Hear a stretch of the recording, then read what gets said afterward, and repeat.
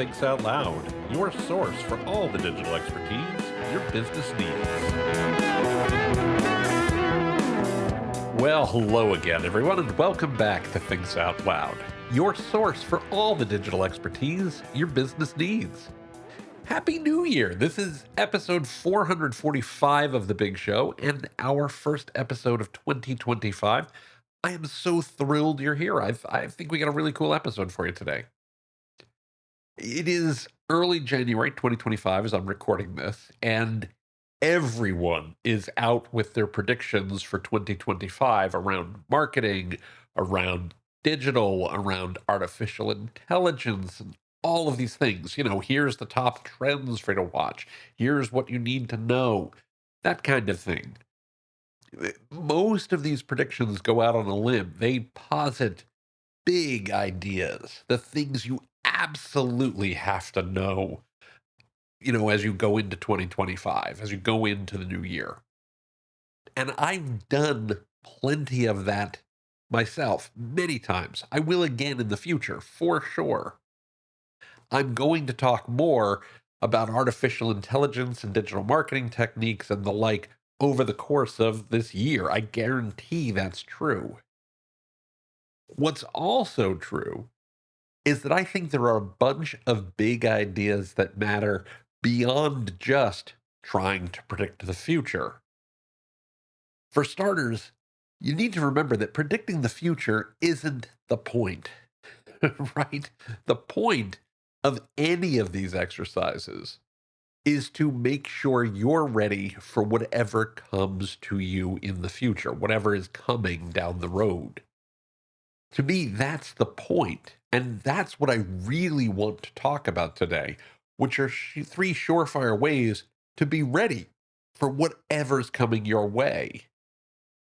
And they're really pretty simple. The first of them is being clear on what won't change, and I'm going to talk about each of these in a little more detail. The second of these is scenario planning and making sure you've thought through the scenarios that are most likely to occur next year. And the last of these, if you don't mind, I'm going to keep in reserve for a moment. I will come back to it before the end of this episode, I promise you. But I want to, get through the first two first. So I want to talk first about what won't change. You've heard this story before, either here or elsewhere. Our good friend of the pod, Jeff Bezos, Space Cowboy, says that when he started Amazon, he thought about what wouldn't change. And then he built his company around those ideas. He was very confident that customers would always want broad selection. They would always want fast shipping. They would always want low prices. And that those three things would never change. He even joked, I can't imagine anyone asking me for fewer choices that take a long time to get here and that cost a lot of money. And generally speaking, he's right. Yes, when you're talking about commissioning a piece of fine art or a luxury experience, a high-priced item in limited supply is often worth the wait and worth the cost to many customers. But Bezos was absolutely right at scale. So as you head into the new year, what are the things in your business and your world that won't change? We know for sure that customers want you to care about them. The best branding is a brand that people feel like is part of their lives. It's one of the reasons that I always say that customer experience is queen. I won't belabor that point here. I've talked about it many, many times over the course of this show. But by far the most effective marketing ever invented is customers telling their friends and family and fans and followers online and in person about the products and services they love. The more you take care of them, the more likely they are to share that story with the people in their lives. And happily, the people in their lives generally tend to have many of the same attributes as your existing customers, which makes them great potential customers for your business. One of the best ways to care about them is to think about how busy they are. Remember, your customers are every bit as busy as you are, if not more so. You need to make their lives easier when they work with you. I've said before that we owe it to our customers to make their lives better. And if you think about the companies and the brands that you love, the ones that are most effective at doing that for you, those tend to be the brands that other people love and return to again and again and again. You're putting the needs of your customer first. That's never going to change.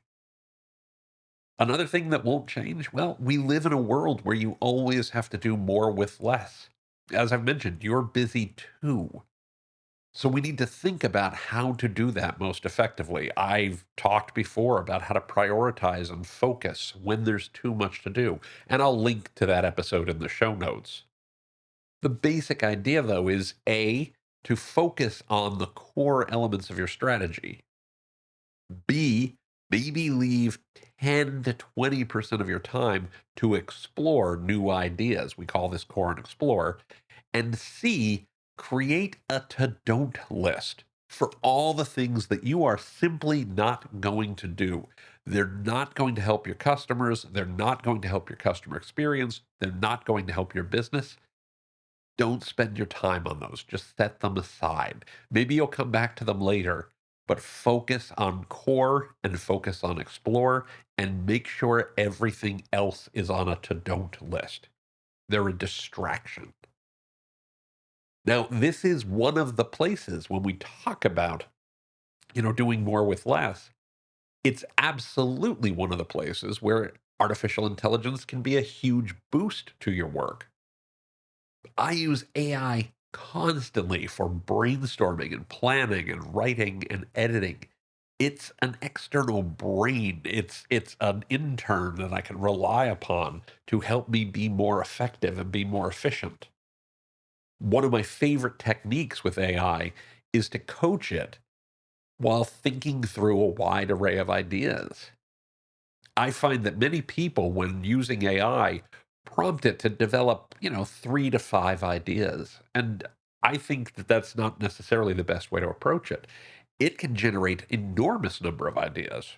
Why not have it generate 50, 30, some broad number that really cause you to think and might lead you in a new direction you hadn't considered before.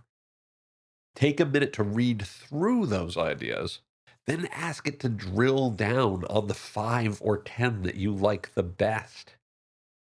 Then have it rank which of those it likes best and have it explain why. Think through its reasoning. What holes did it make? What mistakes did it make? What didn't it think about? Ask it to do the same. What we're trying to do here is create more, open up new possibilities and more possibilities. You want to use these tools to make yourself more efficient, but you also want to use these tools to make yourself more effective, to deliver results you maybe couldn't get to on your own. There's the joke, you've heard this before, about two guys hiking in the woods who suddenly run into a bear. And the first guy quickly pulls running shoes from his backpack and starts putting them on. And the second guy says, "What are you doing? You'll never outrun that bear." And the first guy responds, "I don't have to outrun the bear. I just have to outrun you." Right? I mean, that's what we're talking about here. AI is one of the ways that you can outrun the other guy and consequently the bear. That's a great place to be. It's a great way to help you run faster. And you can use AI as the next part of predicting the future, which is scenario planning. One of the easiest mistakes you can make when trying to predict the future is assuming that there's only one possible answer. This is absolutely what's going to happen next year. Well, that's not true. There's a lot of different things that can happen next year. In simple terms, we know that there are at least three. One of them is the best case scenario. Your marketing works perfectly, your customers love your new product, your team all performs at their best, you reach or exceed your targets for revenues and profitability. Yay, you, well done. Everything went perfectly. On the flip side, of course, it's the worst case scenario. Your marketing falls flat, your customers hate your new product, your team hates each other's guts and, exhibit behaviors that would make survivor producers jealous. you know, you're miles away from your revenue and profitability targets. I don't mean to laugh, but I mean, that would be, a disaster, right? That would be terrible. You definitely don't want that. And the third scenario is, of course, your baseline. Everything you do more or less looks like it did last year, give or take a few percentage points. Everything it produces is more or less like what you produced last year, give or take a few percentage points. It's not a drag, it's not a bummer, it's not a party, it just kind of is. Well, using those three scenarios, you can plan for each. Think through what would cause each of these scenarios. Define the measures that help you recognize which path you're on, and develop at least some high level plans around what you would do if you're on each path. What would you do to continue making it better if you're on the best case scenario plan? What would you do if you absolutely found yourself on the worst case scenario plan? And what would you do to make things better if you're on the baseline scenario? How would you move yourself in a more positive direction? Pay attention to the metrics that indicate to your business which way you're heading so you can put those plans into action as needed.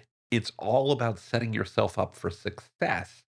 It's not about predicting the future so much as it's about being ready for any number of possible futures.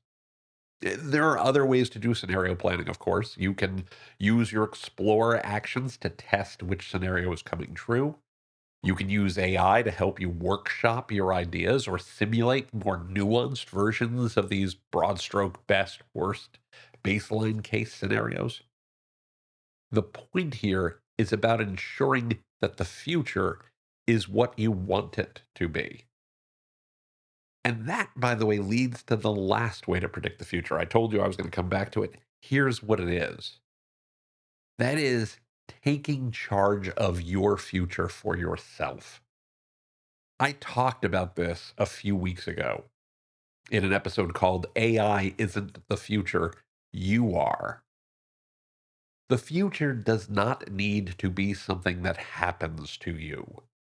It can and should be something you make happen. Scenario planning is one way you do that. It helps you visualize what are the possible futures that exist and what would you do as those came to pass to move them in the direction you want to go. Setting big goals that matter to you and your business, which I talked about in that AI Isn't the Future episode, is another one.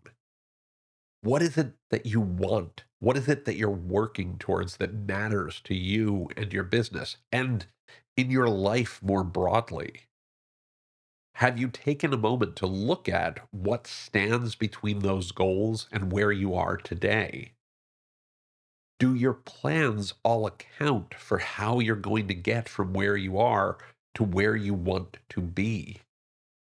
And have you put together scenario plans to help you understand if you're on target and how you'll adapt if you're moving off the path? Another great tool you can use to help yourself do that, very, very much related to scenario planning, is what's called a pre-mortem. You select one of your goals and then picture yourself a year down the line. Imagine the worst case scenario. You did not reach your goal. You didn't succeed. And it could be a product launch, it could be a campaign, it could be whatever you're trying to accomplish, but you came up short. Now, either with your team or with an AI or on your own, ask what went wrong? Now, I find the more people you can bring into this exercise, the better, because you want some diverse viewpoints and you want some people who might think of things you won't. So if you don't have a team, use an AI. If you do have a team, use your team and an AI. But try to understand the things that would get in between you and the success you're looking for. These could include internal issues. You don't have the skills. You have, some sort of legal issue that you need to deal with, etc. It could be external pressures like the economy or shifts in the way big tech manages their algorithms, for a specific campaign. It could just be mistakes that you make along the way. Even if you've got the right talent, you just don't execute properly because of some reason. Make a list of all of those things and then review the likelihood and impact of each of those obstacles that you've identified. Once you've got that list, develop plans to mitigate or eliminate the most likely and the most impactful obstacles. And then again, put measures in place that help you identify when it's time to put those mitigation plans to work. Don't let them sneak up on you. Be ready for them in advance. Once you've got this planning done, then get to work at launching your product or your campaign or moving towards your goal. Monitor what you're doing along the way so that you can adjust to stay on track if you find yourself straying from the path, so that you reach your goal, or better yet, exceed it. Right? The point here is that you're in control. You're not just trying to predict the future, you're making the future you want happen. So, to recap, there are three things you can do to predict the future properly next year, to predict the future you want properly next year. First, identify what won't change and what matters to your customers. Second, plan for at least a few different scenarios. And third, most importantly, take charge of your future. Ultimately, you get to decide the future that works for you, that works for your business, that works for your life. I know you can make the future you want happen. I can't wait to hear how you do. So please make sure to tell me what you find out over the course of the next, month and year. Now, looking at the clock on the wall, we are out of time for this week. I want to remind you again that you can find the show notes for this episode, as well as an archive of all past episodes, by going to timpeter.com/podcast. Again, that's timpeter.com/podcast. Just look for episode 445. Don't forget that you can click on the subscribe link in any of the episodes that you find there to have Things Out Loud delivered to your favorite podcatcher every single week. You can also find Things Out Loud on Apple Podcasts, Spotify, YouTube Music, anywhere fine podcasts are found. I would also very much appreciate it if you could provide a positive rating or review for the show whenever you use one of those services. If you like what you hear on Things Out Loud, if you enjoy what we talk about, if you like being part of the community that we're building here, please give us a positive rating or review. Reviews help other listeners find the podcast. Reviews help other listeners understand what Things Out Loud is all about. They help to build our community, and they mean the world to me. So thank you so much for doing that. I very, very much appreciate it. You can also find Things Out Loud on LinkedIn by going to linkedin.com/TimPeterandAssociates. And of course, you can email me by sending an email to podcast@timpeter.com. Again, that's podcast@timpeter.com. Finally, and I know I say this a lot, I say this every week, but I want you to know how thrilled I am that you keep listening to what we do here. It means so very much to me. You're the reason that Things Out Loud happens every single week. So please keep your messages coming on LinkedIn. Keep sending me things via email. I love getting a chance to talk with you, to hear what's going on in your world, and to learn how we can do a better job building the types of information and insights and content and community that work for you and work for your business. So with all of that said, I hope you have a fantastic rest of your day. I hope you have a wonderful week ahead, and I will look forward to speaking with you here on Thinks Out Loud next time. Until then, please be well, be safe, and as always, take care, everybody.